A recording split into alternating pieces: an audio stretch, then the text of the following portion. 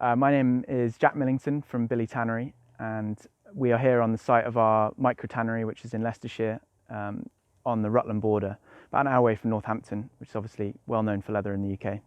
So yeah, my journey into leather was a slightly strange one. I was actually previously in the marketing industry, and I grew up on a farm just down the road from here actually, and my father is a dairy farmer but also had a small herd of goats, and I started looking into other things that you might be able to do with the goats, and the idea of leather came up, and then that started a long journey into working out how we could take British goat skins and turn them into leather here in the UK.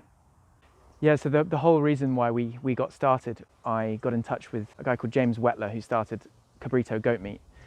And James is a chef. He basically discovered that all of the male goats on a dairy farm were being euthanized at birth because there was no market in the UK for goat meat. So James's mission was to eradicate that in the UK, and he has done a fantastic job. Cabrito is going from strength to strength, but he always had this issue of what then happens to the goat skins. James had tried a few things, and he had too much going on to try and solve the leather issue as well, and that was just a lucky time that I got in touch with him and said I'd been thinking about doing it on a very small scale. And James said, well, why don't you take all of these goat skins? That was the kickstart that was like, okay, well, we can really make this work. So that's where our goat skins come from. And so we at the moment is only from Cabrito. So they have a couple of farms around the UK, and we take the goat skins from there.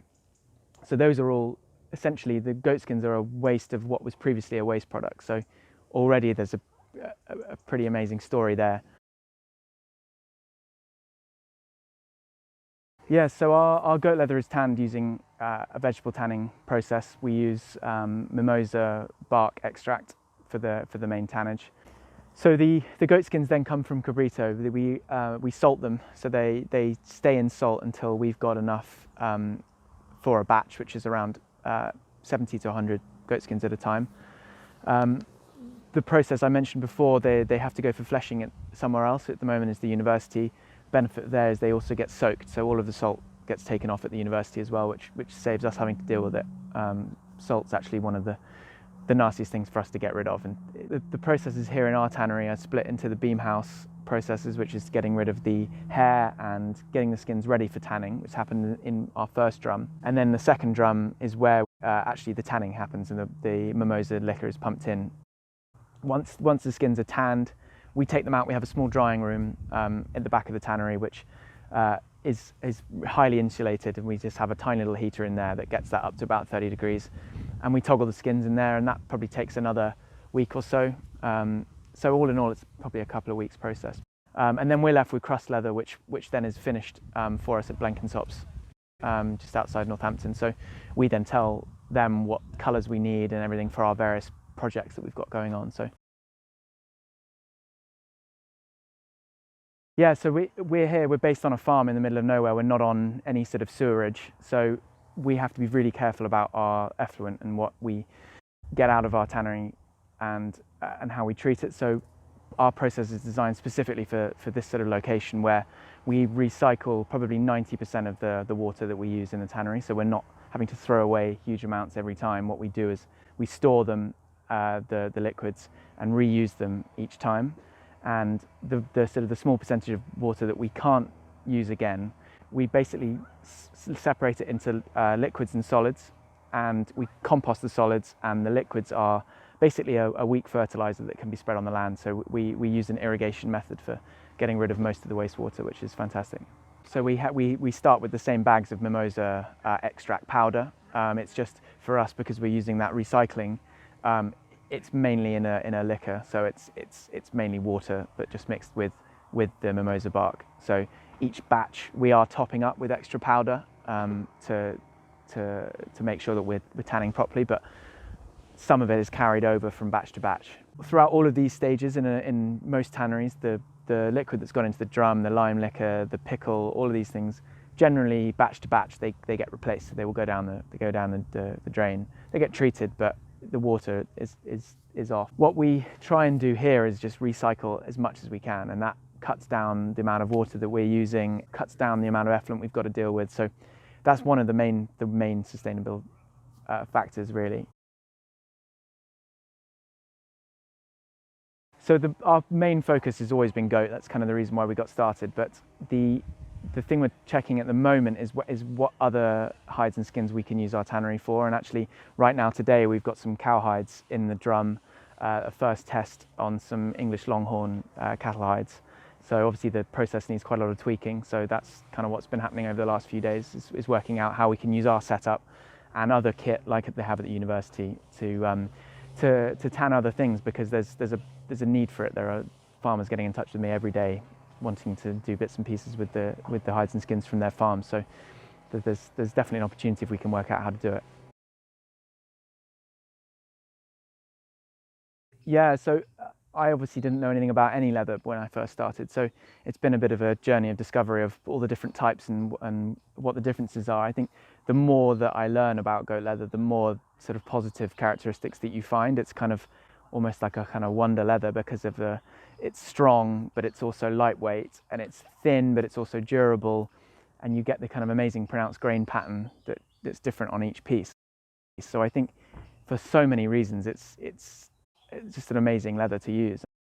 With the products that we're making, that kind of the characteristics of veg tan leather lend themselves so much better to a premium bag or wallet. So for us, veg tan was a no-brainer. The patina and everything on the leather is so much better, and is a real selling point when we're selling our products.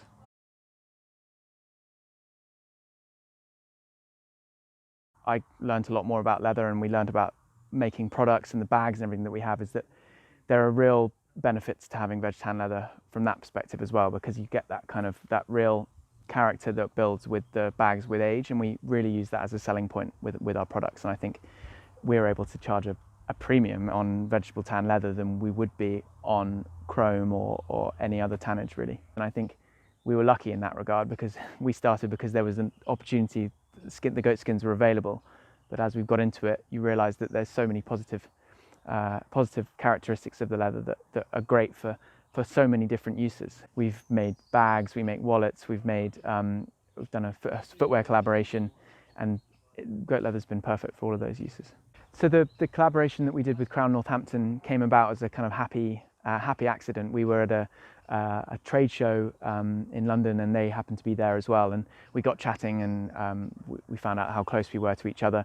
And I happened to say, do you think you could make a pair of your sneakers using our leather? And they said, yeah, sure, why not? So I had a piece of leather with me, and I gave it to them, and about a week later a pair of sneakers arrived in the post. It was as easy as that. So we planned from there, and I think the benefit was that they use a lot of relatively lightweight leathers in their sneakers. It's not a heavy shoe. It's kind of needs to be relatively supple and lightweight. So the goat was perfect for that. And we did our first collaboration with them maybe nearly 3 years ago now. So there have been plenty of the sneakers out in the wild, and we've had absolutely no complaints in terms of the longevity of the leather or how it's worked in a shoe. So that's been great. One of the founding reasons for what we do is kind of to show the positive nature of keeping something for a long time, and owning a bag that may, on the surface of it, that costs quite a lot of money, but actually cost per wear, if you've got that bag for 20 years, then that was a great investment. I think that is something that is growing in consumer culture. It's not something for everyone. Like it's still, you still really need to care about where things have come from, and I think traceability on that point is actually one of the main trends that we're seeing, and I think it's come from food. I think particularly we work so closely with Carreducker, the goat meat company, that actually that allows us to be so much more traceable in terms of where the skins have come from. I know exactly which farm those goats were raised on, and that's the sort of thing that people really respond to. And I think that the world's going to go in that direction, and there's more and more technology to allow these things to be more and more traced, and I think that forces companies to do things in a better way.